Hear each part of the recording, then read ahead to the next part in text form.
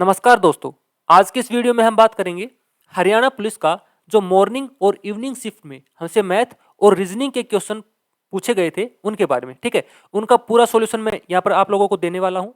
तो जिनका कल एग्जाम है वो इनको जरूर देख के जाएं। ठीक है, तो चलिए स्टार्ट कर लेते हैं। पहला क्वेश्चन क्या था, यदि एक बेलनाकार स्तंभ के आधार का व्यास 4 मीटर है और इसकी ऊंचाई 21 मीटर है तो ₹1.5 प्रति घन मीटर के स्तंभ के निर्माण की लागत क्या है। ठीक है, ये हमें निकालना था। हम एक बना लेते हैं बेलनाकार स्तंभ। ठीक है, मान लेते हैं ये है बेलनाकार स्तंभ और इसका जो व्यास है ना, व्यास दे रखा है हमें 4 मीटर, तो इसकी जो रेडियस होगी, त्रिज्या होगी, वो कितनी हो जाएगी, 2 मीटर हो जाएगी। और उसकी जो ऊंचाई है वो दे रखी है 21 मीटर। ठीक है, हमें पता है इसका जो वॉल्यूम होता है, आयतन होता है, उसका फॉर्मूला होता है πr²h। ठीक है, तो पाई हम क्या रख देंगे, 22/7। आर कितनी है, 2 है, तो उसका स्क्वायर, और एच कितना है, 21। लेकिन ₹1.5 प्रति घन मीटर के स्तंभ का निर्माण लागत है, तो टोटल निकालना है तो हम 1.5 से इसको मल्टीप्लाई कर देंगे। ठीक है, 7 से काट दो, ये कितने कट जाएगा, 3 पे। अब का मल्टीप्लाई करो, 22 दूनी 44, 44 दूनी 88। ठीक है, 88 मल्टीप्लाई 3 मल्टीप्लाई 1.5, 88 की मल्टीप्लाई कर लो। देखो 8 × 24, 8 × 24 और 2 26, 264 हो गया। इसको मल्टीप्लाई करना है 1.5 से। अब 1.5 से हम कैसे कर सकते हैं, 264 तो सेम हो गया। ठीक है, इसका हाफ और कर दो, इसमें ऐड कर दो, 132,693, यानी कि 396 उसका टोटल लागत होगा। ठीक है, ऑप्शन सी इसका क्या है, राइट आंसर है। ठीक है, अगला क्वेश्चन देखो, बिल्कुल सिंपल सा क्वेश्चन था। ठीक है, इसको हम बिल्कुल अगर ट्रेडिशनल मेथड से करते हैं तो कैसे करेंगे, 3, पहले इसको कर लो, 1 + 1/3। अब देखो एलसीएम कितना आ गया, 3, ये कितना बन गया, 3 + 1 कितना बन गया, 4/3। अब देखो इस वाले को भूल जाओ, इसकी जगह यहां पर कितना आ गया है, 4/3 आ गया है। ठीक है, अब ऊपर क्या है, 1 है, यहां अपॉन में है 4/3, तो इसको जब रिवर्स करेंगे तो कितना बन जाएगा, 3/4। तो इसको अगर हम यहां पर लिखना चाहेंगे तो यहां पर हम क्या लिखेंगे, 1 + 3/4। ठीक है, अब फिर से एलसीएम ले लो, कितना आ गया, 4, 4 + 3 कितना बन गया, 7, 7/4। ठीक है, अब इसकी जगह हम क्या लिखेंगे, इसकी जगह, इस पूरे की जगह हम लिखेंगे 7/4। ओके, अब ऊपर 1 है तो फिर से रिवर्स हो जाएगा, कितना, 1 + 4/7, ये हमारे पास बन गया। इसको सोल्व कर लो, एलसीएम आ गया 7, 7 + 4 यानी कि 11/7, ये हमारा आ गया आंसर। ठीक है, 7 से काट दो, कितने बजाएगा, कंप्लीट, एक बार, कितना रिमेनिंग बच गया, 4, 1 सही 4/7, ये हमारा आंसर होगा। ऑप्शन सी इसका क्या होगा, राइट आंसर। ठीक है, अगला क्वेश्चन देखो, अगला क्वेश्चन था हमारा मिरर से, मिरर इमेज यहां पर बतानी थी। ठीक है, जब आप इसका मिरर इमेज करोगे, ये तो बिल्कुल आसान था, तो इसका आंसर कितना आ जाएगा, इसका आंसर आएगा ऑप्शन डी, ये वाला।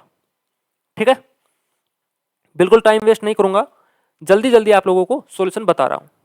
आगे देखो, एक निश्चित राशि पर 6 वर्षों के लिए साधारण ब्याज उस राशि का 9/25वां भाग है, तो ब्याज दर क्या होगा, हमें ब्याज दर यहां पर निकालनी थी। ठीक है, अब यहां पर बोला क्या गया है, वर्ष तो दे रखे हैं 6 वर्ष, टाइम हमारे पास 6 वर्ष, और जो साधारण ब्याज है वो राशि का 9/25 भाग है। अब इसको समझना ध्यान से, कहने का मतलब है अगर हमारे पास मूलधन 25 है, अगर हमारे पास मूलधन 25 है तो जो साधारण ब्याज होगा वो कितना होगा, 9। क्या बोला गया है, राशि का 9/25, यानी कि अगर 25 भाग हमारे पास है तो उसमें से 9 भाग क्या होगा, साधारण ब्याज होगा। तो हम मूलधन है उसको 25 ही मान लेते हैं और साधारण ब्याज को हम 9 मान लेते हैं, तो हमें ब्याज दर निकाल देंगे। देखो ब्याज दर कैसे निकालेंगे, मूलधन कितना है, 25, दर कितनी है, दर तो हमें निकालनी है, आर मान लो उसको, और जो समय है टी है वो कितना है, 6 है, डिवाइड बाई 100, वो किसके बराबर होता है, साधारण ब्याज के। साधारण ब्याज कितना है, 9 है, 9 आ गया, 25 से काट दो, कितने में गया, 4 पे, 2 से काटो, 2 × 6, 2 × 2 4। ठीक है, 3 से काट दो, 3 × 9, तो यहाँ से जो आर है यानी कि दर है हमारी वो आ गई 6%। 2 की जब 3 से मल्टीप्लाई करेंगे तो कितना बन जाएगा, 6, यानी कि ऑप्शन डी इसका क्या होगा, राइट आंसर होगा, ये वाला। ठीक है, अगला क्वेश्चन, अगला क्वेश्चन देखो, प्रश्न चिन्ह के स्थान पर कौन सी संख्या आएगी, यहां पर हमें बताना है कि कौन सी संख्या आएगी। इसमें हमें जो पैटर्न है उसको समझना है कि यहां पर पैटर्न क्या बना है। देखो सबसे पहले 11 था, उसके बाद 9, तो 11 से 9 कैसे बन सकता है, अगर 11 में अगर 2 हम घटा दें तो कितना बन गया, 9 बन गया। ठीक है, लेकिन 9 से बना है कितना, 18, 9 से 18 कैसे बन सकता है, मल्टीप्लाई कर देते हैं 2 से, कितना बन गया, 18। अब देखो 18 से क्या बना है, 15, तो 18 से 15 कैसे बन सकता है? अगर 18 से हम 3 माइनस कर दें तो कितना बनेगा? 15। अब 15 को 3 से मल्टीप्लाई कर दें तो कितना बन जाएगा? 45। कहने का मतलब है यहाँ पर जो पैटर्न है वो क्या है? जितना माइनस हुआ है उतने से ही अगली बार मल्टीप्लाई हुआ है। ठीक है, यहाँ पर 2 माइनस हुआ था तो 2 से मल्टीप्लाई 18 आ गया, यहाँ पर 3 माइनस हुआ है तो 3 से मल्टीप्लाई 45 आ गया। अगली बार देखो 45 से जब 4 माइनस हुआ तो कितना आ गया? 41। लेकिन अब हमें मल्टीप्लाई किससे करनी पड़ेगी? अब हमें मल्टीप्लाई करनी पड़ेगी 4 से, तो कितना आ गया? 4 और 6, 164। ये हमारा आंसर आ गया। ओके, चलिए अगला क्वेश्चन, इसका आंसर कितना आ गया? ए। अगला क्वेश्चन देखते हैं। अगला क्वेश्चन है, यदि एक निश्चित संख्या के 4 गुना में 10 जोड़ा जाए तो परिणाम संख्या के 5 गुने से 5 कम होता है, वह संख्या क्या है? ठीक है, कोई निश्चित संख्या है, हमें नहीं पता कि कोई संख्या क्या है, हम मान लेते हैं वो संख्या है x। ठीक है, अब उसके 4 गुना में, यानी कि इस संख्या के 4 गुना में, तो 4x हो गया, उसमें जब हम 10 जोड़ देते हैं ना तो कितना बनता है? तो परिणाम उस संख्या के, कौन सी संख्या के? जो हमने मानी है, कौन सी संख्या थी? x, उसके 5 गुना से इसका 5 गुना कर दिया, कितना कम है? 5, तो -5। दोनों इक्वेशन इक्वल हो गई। अब देखो यहाँ पर है 4x, यहाँ पर है 5x, 4x को इस साइड भेज दो और 5 को इस साइड ले आओ, तो इधर आएगा तो 15 हो गया, और यहाँ से 5x माइनस 4x कितना बच गया? x। तो x की वैल्यू कितनी आ गई? 15। ठीक है, तो वो संख्या कौन सी होगी? ऑप्शन सी, ये वाली। ठीक है, अगला क्वेश्चन। अगला क्वेश्चन है, the fraction for the recurring decimal, ये वाली हमें दे रखी है, आवर्ती दशमलव यहां पर निकालना है। इसका बिल्कुल एक शानदार मेथड में बताने वाला हूं। अगर आप लोग भूल जाते हो कि ये कैसे बनता है, मैं इसका बिल्कुल जनरल मेथड आपको बताने वाला हूं। ठीक है, कोई संख्या है ये वाली, मान लेते हैं ये संख्या है x, किसके बराबर है? 0.535353, इस तरीके से चलती जा रही है।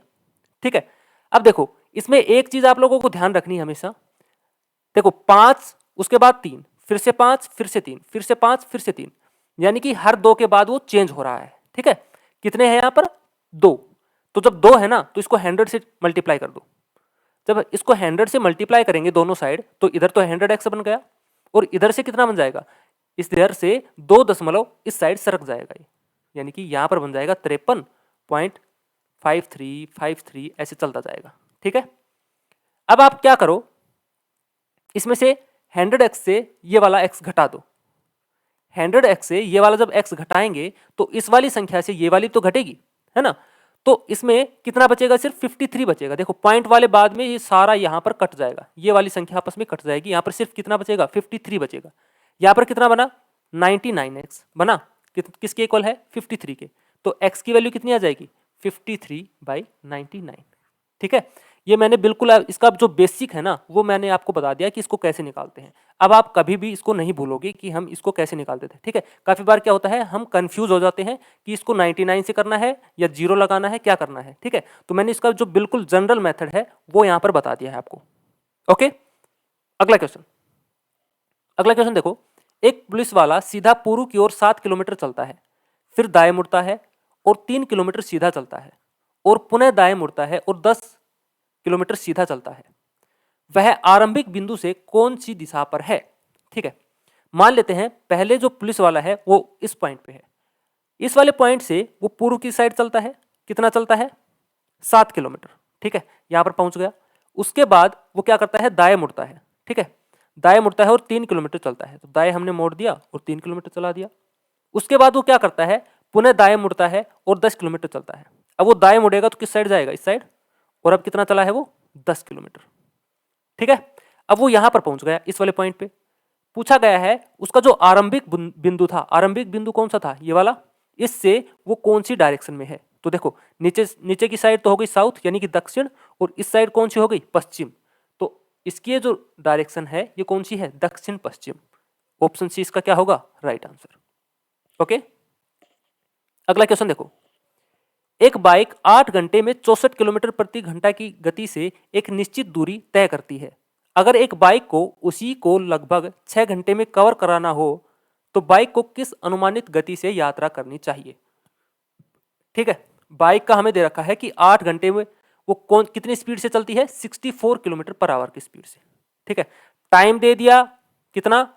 8 घंटे, और उसकी जो स्पीड है वो दे रखी है कितनी? 64 किलोमीटर प्रति घंटे की स्पीड से। तो हम टोटल डिस्टेंस निकाल सकते हैं। डिस्टेंस किसके बराबर होती है? Speed into time. तो स्पीड कितनी है? 64 की, और टाइम है 8 घंटे। कितनी हो गई डिस्टेंस? देखो 8 चौक 32, 3 कैरी, 8 6 48 और 3 51, 512 किलोमीटर टोटल डिस्टेंस आ गई हमारे पास। लेकिन उसको जो टोटल डिस्टेंस है उसको कितने घंटे में कवर करना है? 6 घंटे में, 6 आवर में। तो 512 को हम 6 से डिवाइड कर देंगे। ये क्या आ जाएगी? उसकी स्पीड आ जाएगी। निकाल दो, कितने बच जाएगा? 6 48, कितना बच गया? 3। ठीक है, 6 पंजा 30, यानी कि 32। कंप्लीट तो नहीं कटेगा, यहां पर देखो अप्रोक्स पूछा गया है हमसे, अप्रोक्स। तो अप्रोक्स किसके इक्वल आ जाएगा? देखो 85 के आसपास आ जाएगा। 85 के आसपास कौन सा है? ऑप्शन बी, ये वाला। ये वाला है उसकी जो नई स्पीड आई है वो। ठीक है, अगला क्वेश्चन देखो, रीजनिंग का क्वेश्चन है। यहां पर क्या बोला गया है? 5 मित्र पी क्यू आर एस और टी 5 भिन्न नगरों चेन्नई, कोलकाता, दिल्ली, बेंगलोर और हैदराबाद तक 5 साधनों बस, रेलगाड़ी, हवाई जहाज, कार और नाव द्वारा मुंबई से जाते हैं। ठीक है, टोटल स्टूडेंट सॉरी टोटल जो मित्र हैं वो कितने हैं? 5। कौन कौन है? लिख लो, पी क्यू आर एस और टी। हमने ये लिख लिया। अब जो अलग अलग नगर हैं वो दे रखे हैं चेन्नई, कोलकाता, दिल्ली, बेंगलोर और हैदराबाद, और जो 5 साधन है वो अलग अलग दे रखे हैं। आगे क्या बोला गया है? दिल्ली जाने वाला व्यक्ति नाव से नहीं जाता। ठीक है, आगे क्या बोला है? आर कार द्वारा बेंगलोर से गया। अब देखो आर है ना, उसके आगे हमने लिख लिया, एक तो वो कार से गया और कहां गया? बेंगलोर। हमने ये लिख लिया, आर है वो कार से गया बेंगलोर। आगे बोला गया है क्यू हवाई जहाज द्वारा कोलकाता गया है, और जो क्यू है ना वो किससे गया है? हवाई जहाज से। ठीक है, और कहां गया है? कोलकाता। लिख लिया। उसके बाद बोला गया है एस नाव द्वारा यात्रा करता है। एस किससे करता है? नाव से। ये हमने लिख दिया नाव। जबकि टी रेलगाड़ी द्वारा यात्रा करता है, और टी किससे चलता है? रेलगाड़ी से। अब सिर्फ एक बचा है पी। पी किससे चलेगा? जो साधन बच गया। साधन कौन सा बच गया? देखो बस भी हो ली, बस हो ली नहीं हुई है, बस से ही चलेगा वो, यानी कि पी है वो किससे चलेगा? बस से चलेगा। अब आगे क्या बोला गया है? मुंबई बस द्वारा दिल्ली और चेन्नई से नहीं जुड़ा है, यानी कि जो मुंबई है ना वो बस द्वारा जाया जाता है, तो मुंबई आ गई यहां पर। ठीक है, एस और टी हमें निकालना है। सिर्फ एस और टी कौन कौन आएगा? देखो पहले बोला गया था दिल्ली जाने वाला व्यक्ति नाव से नहीं जाता। अब नाव से कौन जाता है? एस, यानी कि ये दिल्ली तो नहीं जाएगा, तो दिल्ली कौन सा जाएगा? दिल्ली जाएगा टी। तो एस कहां जाएगा? एस का सिर्फ एक बच गया, कौन सा? हैदराबाद। तो ये जाएगा हैदराबाद। ये हमने निकाल दिया पूरा। अब इस पे जो क्वेश्चन थे वो निकाल लेते हैं। क्वेश्चन क्या था? निम्नलिखित में से व्यक्ति और साधन का कौन सा संयोजन सत्य नहीं है? सत्य कौन सा नहीं है? देखो पी जा रहा है बस से, सही है। एस जा रहा है नाव से, ये भी सही है। आर जा रहा है कार से, ये भी सही है। यानी कि ये जो टी वाला है ना, टी हवाई जहाज से, टी हवाई जहाज से नहीं जा रहा है, वो किससे जा रहा है? रेलगाड़ी से। यानी कि ऑप्शन बी इसका क्या होगा? Right answer. अगला क्वेश्चन देखो, दिल्ली जाने वाला व्यक्ति निम्न में से किस साधन से गया है? तो दिल्ली कौन किससे गया था? देखो दिल्ली गया था रेलगाड़ी से, तो इसका आंसर आ जाएगा ऑप्शन बी, रेलगाड़ी। ठीक है, अगला क्वेश्चन क्या है? एस के लिए निम्नलिखित में से कौन सा संयोजन सत्य है? एस के लिए देखते हैं। एस है यहां पर, एस कहां पर गया है? हैदराबाद, और किससे गया है? नाव से। तो एस है वो हैदराबाद गया है, और किससे गया है? नाव से। तो इनमें से कोई भी नहीं है एस के लिए, है ना। तो इसका ऑप्शन सी क्या आएगा? इसका आंसर आ जाएगा ऑप्शन सी, आंकड़े अपर्याप्त है। ठीक है, ठीक है, क्योंकि वो चेन्नई तो गया नहीं था, वो कहां पर गया था? हैदराबाद। चेन्नई भी दे रखा है इसमें, है ना। चेन्नई है, चेन्नई भी है। हमने 2 लिख दिया कि कोई? 1 2 3 4 5, सही तो है। चेन्नई भी है, कोलकाता, दिल्ली, बेंगलोर और हैदराबाद। तो मुंबई नहीं है शायद, है ना। तो ये मुंबई नहीं आएगा, यहां पर क्या आ जाएगा? चेन्नई या फिर हैदराबाद। चेन्नई तो जा नहीं सकता बस से, तो यहां पर हैदराबाद आएगा। इसलिए हमने यहां पर थोड़ा सा गलत कर दिया। देखो यहां पर क्या जाएगा? हैदराबाद, और यहां पर बन जाएगा चेन्नई। ये बनेगा ऐसे, ठीक है। ये मुंबई तो यहाँ पर नहीं है, 5 नगरों में नहीं है, हमने यहाँ पर गलती से लिख दिया था, ठीक है। तो चेन्नई यहाँ पर नहीं होगा, तो एस के लिए कौन सा आ जाएगा, एस जाएगा चेन्नई किससे, नाव से। देखो यहाँ पर ये वाला सही हो जाएगा, ऑप्शन ए वाला, चेन्नई जाएगा किससे, नाव से। अगला क्वेश्चन देखो, कथन दे रखा है कोई आदमी औरत नहीं है, हमने यहां पर बना दिया, ये जो है सर्कल ये किसके लिए है, आदमी के लिए। कोई भी आदमी क्या नहीं है, औरत नहीं है, हमने बना दिया। अगला क्या है, कोई औरत महिला नहीं है, कोई भी औरत क्या नहीं है, महिला नहीं है, ठीक है। ये हमने डायग्राम बना दिया। निष्कर्ष क्या है, पहला है कोई आदमी महिला नहीं है, कोई भी आदमी महिला नहीं है। क्या आदमी और महिला के बीच में हमें कोई रिलेशन पता था, नहीं पता था, इसलिए हम इनके बीच में डेफिनेट तो कुछ बता ही नहीं सकते, यानी कि पहले वाला क्या हो गया, रॉन्ग हो गया। सेकंड देखो, कुछ आदमी औरत नहीं है। अब देखो कुछ आदमी औरत, पहले बोला गया था कोई भी आदमी औरत नहीं है, अब यहां पर बोला गया है कुछ आदमी औरत नहीं है, तो ये सही हो जाएगा, क्योंकि अगर कोई भी आदमी औरत नहीं है तो कुछ आदमी औरत कैसे होंगी, नहीं होंगी, तो यानी कि सेकंड वाला इसका क्या होगा, राइट आंसर। तो इसका आंसर कितना हो जाएगा, ऑप्शन डी, केवल निष्कर्ष सेकंड अनुसरण करता है। ओके, अगला क्वेश्चन देखो, 6240 रुपए की राशि का भुगतान 30 किस्तों में इस प्रकार किया जाता है जैसे कि प्रत्येक किस्त पिछले किस्त से 10 रुपए से अधिक हो। पहली किस्त का मूल्य क्या है, हमें वो निकालना है, ठीक है। यहां पर देखो राशि हमें दे रखी है कितनी, 4240, सॉरी 6240, ठीक है। और जो किस्त है ना, किस्त कितनी है टोटल, 30 किस्त है। इनका जो डिफरेंस है, प्रत्येक किस्त में कितने डिफरेंस आएगा, 10 का डिफरेंस आएगा। कितने का आएगा, 10 का। हम एक फॉर्मूला पढ़ते हैं सम का, सम का क्या फॉर्मूला पढ़ते हैं, n/2 2a plus n-1 into D, ये हम पढ़ते हैं।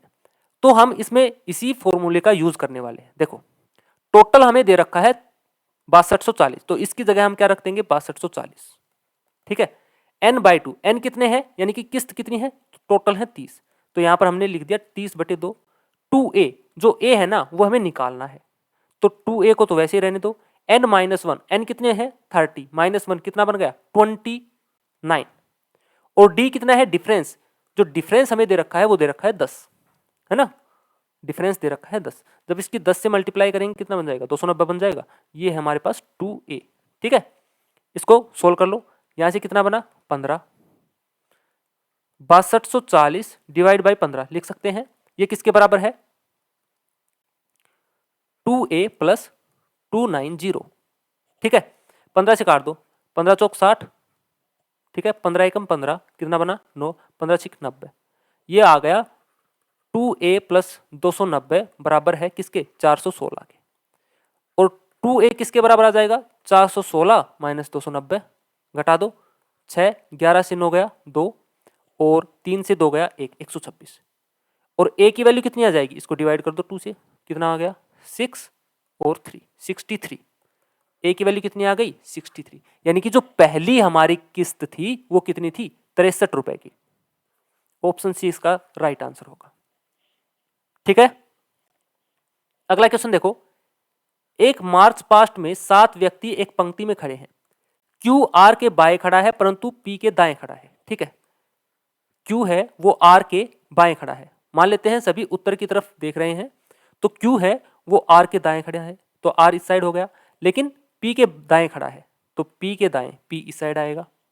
आगे क्या बोला गया है, ओ एन के दाएं खड़ा है, ओ है ना वो एन के दाएं खड़ा है, तो एन इस साइड होगा, और पी के बाएं हैं, और पी के बाएं हैं, यानी कि एन और ओ पी के इस साइड आएंगे, तो ओ और एन ऐसे आ गए। अभी तक कितने हुए हैं, 5 हुए हैं। आगे देखो, आगे क्या बोला गया है, इसी प्रकार एस आर के दाएं खड़ा है, एस है वो आर के दाएं हैं, ठीक है, तो एस होगा आर के इस साइड कहीं, और टी के बाएं हैं, एस है वो आर के तो दाएं हैं लेकिन टी के बाएं है, तो टी के बाएं ऐसे बन गया। ये हमने इनको अरेंज कर दिया, सभी का जो फेस हमने क्या माना था, नॉर्थ की साइड, उत्तर की तरफ। अब पूछा गया है कि मध्य में कौन है, सबसे बीच में कौन सा है, तो सबसे बीच में है क्यू, यानी कि ऑप्शन ए इसका क्या होगा, राइट आंसर। अगला क्वेश्चन देखो, 7,000 रुपए में से कुछ राशि को 6% प्रति वर्ष की दर से उधार दिया गया था और शेष को 4% प्रति वर्ष की दर से उधार दिया गया था। यदि 5 वर्षों में कुल साधारण ब्याज 1600 रुपए होता है तो 6% प्रति वर्ष की दर से उधार दी गई राशि क्या थी। अब 7000 रुपए थे टोटल, उसको हम दो अलग अलग कर लेते हैं, यानी कि एक बार तो उसने x रुपए दिए एक को, और दूसरे को कितने दिए 7000 माइनस एक्स, ऐसे ही तो करेंगे। तो एक तो जो साधारण ब्याज बना था वो क्या x इंटू दर कितनी है 6 है, इंटू टाइम तो हमें दे रखा है कितना 5 वर्ष, तो 5 लगा दिया, डिवाइड बाई 100, प्लस में कितना हो जाएगा ये वाला 7000 माइनस का x, लेकिन अब की बार जो रेट है दर है वो कितनी है 4 है, 4 इंटू 5 डिवाइड बाई 100 किसके बराबर दे रखा है 1600 रुपए के बराबर दे रखा है। ठीक है, यहां से काट दो, ये 20 पे चला गया, ये वाला भी 20 पे चला गया। ठीक है, अब जो 20 है ना नीचे वाला ये कॉमन ले लो, जब हम कॉमन लेंगे तो ये इस साइड जाके मल्टीप्लाई में हो जाएगा, इसको कर दो मल्टीप्लाई। ठीक है, नीचे वाला हटा दो सारा, कोई दिक्कत नहीं है। यहां से कितना बना देखो 6x प्लस जब 4 की इसके साथ मल्टीप्लाई करेंगे तो कितना बनेगा देखो 7 चौक 28, 3 जीरो पीछे, माइनस का 4x किसके बराबर है 16 दूनी 32, 1 जीरो और 2 जीरो ये वाली 1 और 2। ठीक है, अब देखो 6x माइनस 4x कितना बचेगा 2x, 2x है 28,000 इधर रखा, 32,000 से घटेंगे तो कितना बचेगा 4,000, और जो x की वैल्यू आ गई वो कितनी आ गई 2,000। x की वैल्यू कितनी आ जाएगी यहां से 2,000। हमें बताना है जो 6% प्रति वर्ष की दर से उधार दिया गया था वो कौन सा था। तो x को हमने क्या माना था जो 6% प्रति वर्ष की दर से दिया गया था x वाला, तो x की हमारे पास कितनी आ गई है 2,000। इसका आंसर कितना आएगा ऑप्शन बी आएगा ये वाला। ठीक है, और अगर 4% वाला पूछ लिया जाता तो 4% वाले के लिए हम 7,000 माइनस 2,000 यानी कि 5,000 उसका आंसर आ जाता। ठीक है, तो इसका आंसर कितना आएगा ऑप्शन बी आ जाएगा। अगला क्वेश्चन देखो 5:35, हमें इसके बिल्कुल सिमिलर बताना है कि कौन सा होगा। ठीक है, वैसे तो देखने में बिल्कुल इजी सा लग रहा है लेकिन काफी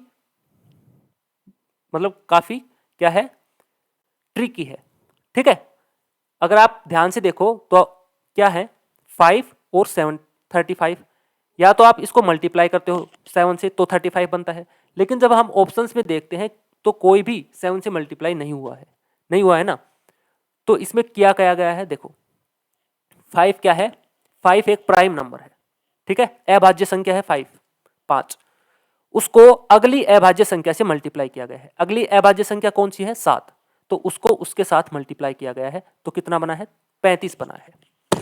ठीक है, अब देखो पहला ऑप्शन जब हम चूज करते हैं 11, तो 11 से अगला अभाज्य संख्या कौन सी आता है 13, तो 11 की 13 से करेंगे तो काफी ज्यादा जाएगी, यानी कि ऑप्शन ए तो होगा नहीं। ऑप्शन बी देखो 9 तो अभाज्य संख्या है ही नहीं, तो ये वाला तो वैसे ही गलत हो गया। 3 से अगली अभाज्य संख्या है 5, तो 5 या 15 होना चाहिए था, ये वाला भी गलत हो गया। ठीक है, अगला देखो यहां पर कितना आएगा 7 से अगली अभाज्य संख्या कितनी होती है 11, तो उसके साथ इसकी मल्टीप्लाई हुई है, यानी कि ऑप्शन डी इसका क्या होगा राइट आंसर होगा। ठीक है, अगला क्वेश्चन देखो 10 लड़कों की एक पंक्ति में जब रोहित को 2 स्थान बाएं खिसका दिया गया वह बाएं अंत से 7वां हो गया, पंक्ति के दाएं अंत से उसकी पिछली स्थिति क्या थी। हमें उसकी पिछली स्थिति बतानी है। मान लो एक रो है ये वाली, ठीक है, इसमें जो रोहित है ना क्या बोला गया है उसको बाएं स्थान खिसका दिया गया है 2, तो वो बाएं अंत से कौन से स्थान पे हो गया 7वां। अब बाएं स्थान से वो कितने नंबर पे हो गया 7th पे।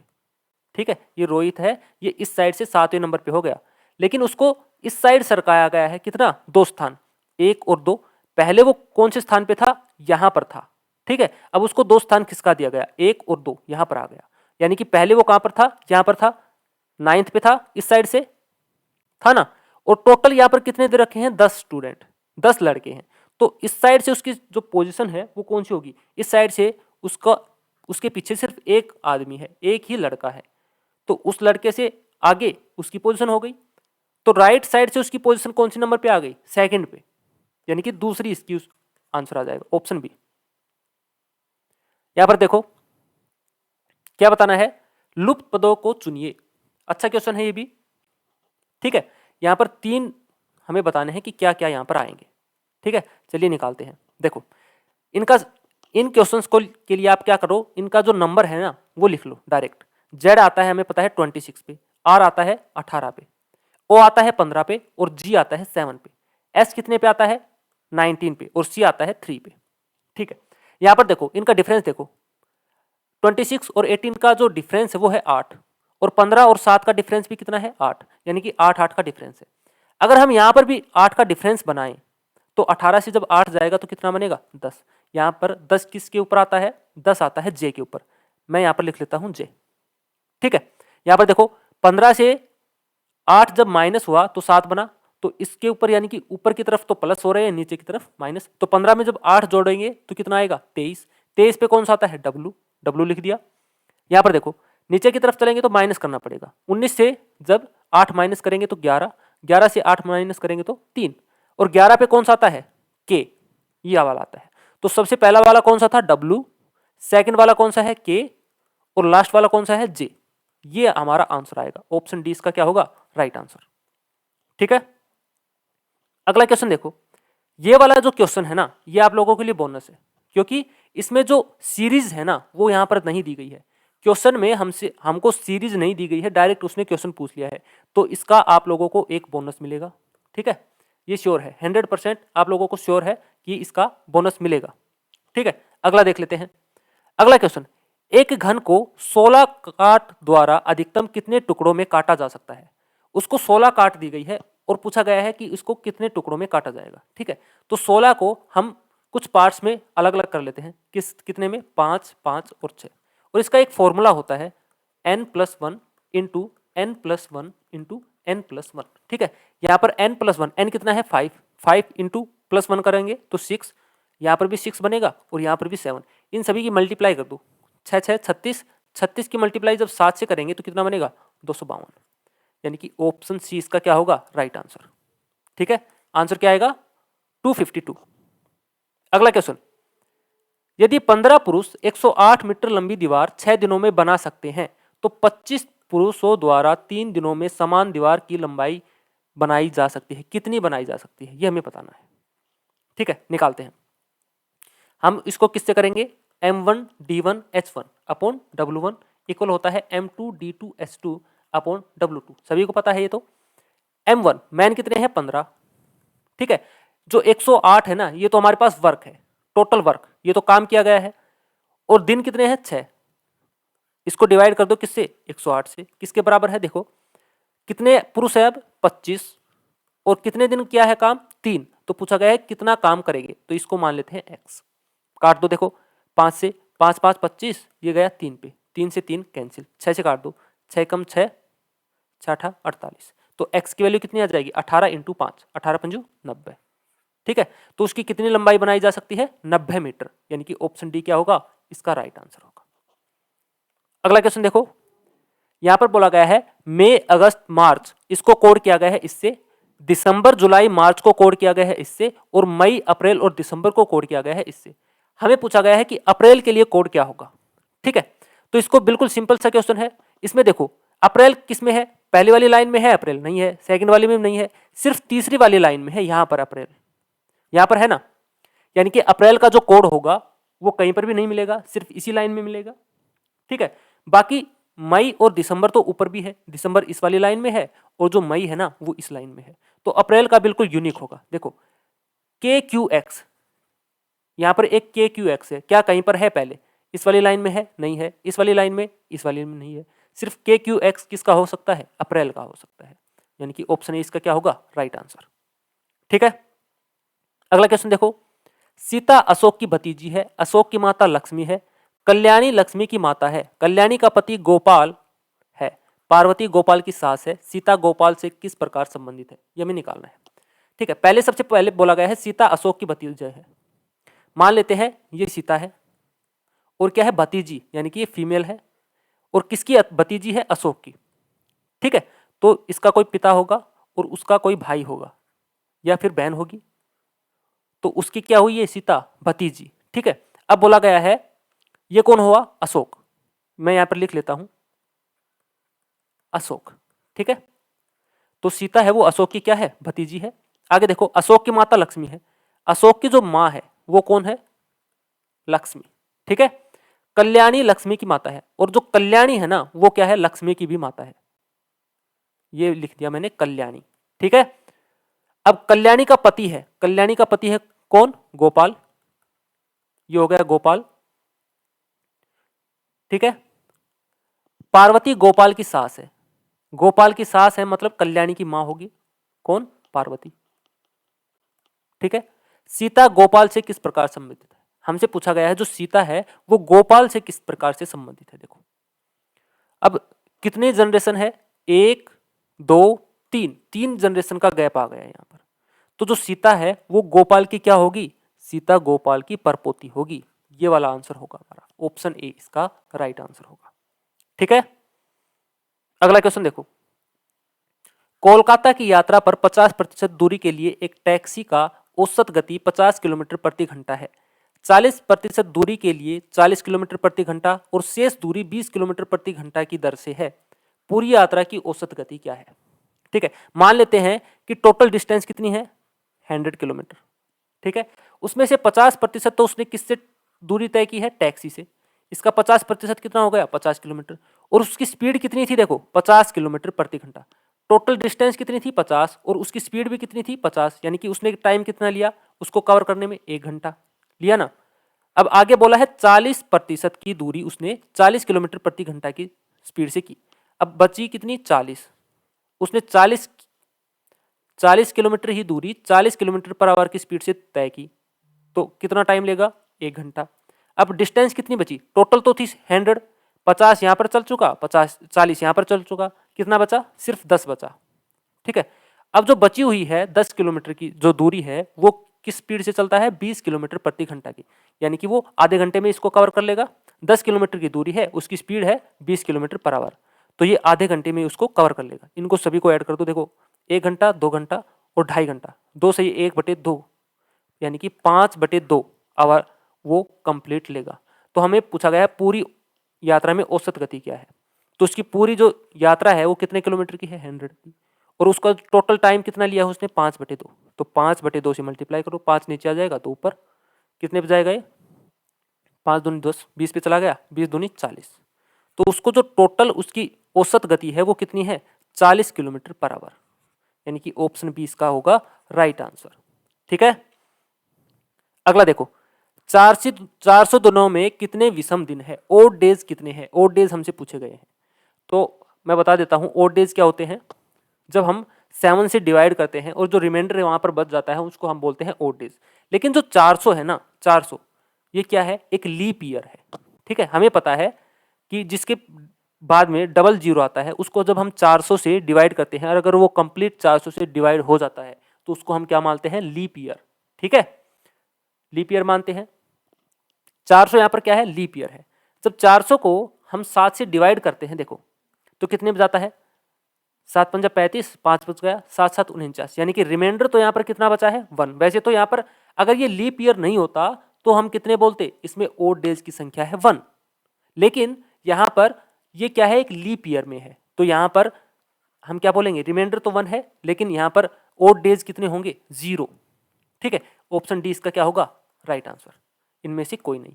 और एक बात और, 400 का जो भी मल्टीपल होगा, जैसे 400, 800, 1200, इस तरीके से जितने भी चलते जाएंगे उन सभी में जो नंबर ऑफ ओड डेज है, ओड विषम दिन की जो संख्या है वो हमेशा 0 ही रहेगी। ये आपको ध्यान रखना है डायरेक्ट। ठीक है, अगला क्वेश्चन देखो, यदि किसी महीने का तीसरा दिन मंगलवार हो तो उस महीने के 27वें दिन से 4 दिन पहले निम्न में से कौन सा दिन होगा? ठीक है, महीने के तीसरे दिन क्या है? मंगलवार। तो अगला मंगलवार कब आएगा? 7 ऐड कर दो, 10 को आ जाएगा। अगला 17 को, अगला 24 को। ठीक है, 24 को क्या पड़ेगा? मंगलवार। लेकिन यहां पर बोला गया है 27वें दिन से 4 दिन पहले, तो 27वें दिन से 4 दिन पहले यानी कि 27 - 4, 23 को। 23 को क्या होगा? देखो 24 को है मंगलवार, तो 23 को कौन सा डे होगा? सोमवार, यानी कि ऑप्शन बी इसका क्या होगा? राइट आंसर होगा। ठीक है, तो गाइस आज के लिए इतना ही है, और जो भी यहाँ पर एक्स्ट्रा आप लोगों के जो डाउट्स हैं वो आप कमेंट करके पूछ सकते हैं। ठीक है, और जिसका सॉल्यूशन आप लोगों को नहीं मिल रहा है वो क्वेश्चन भी आप कमेंट करके बता सकते हैं। ठीक है, उसका सॉल्यूशन भी मैं जल्द ही लाने की कोशिश करूंगा। बाकी अगर आप कल एग्जाम देने जा रहे हैं तो इन क्वेश्चंस को एक बार देख के जरूर जाएं। ठीक है, तो आज के लिए इतना ही। Thank you.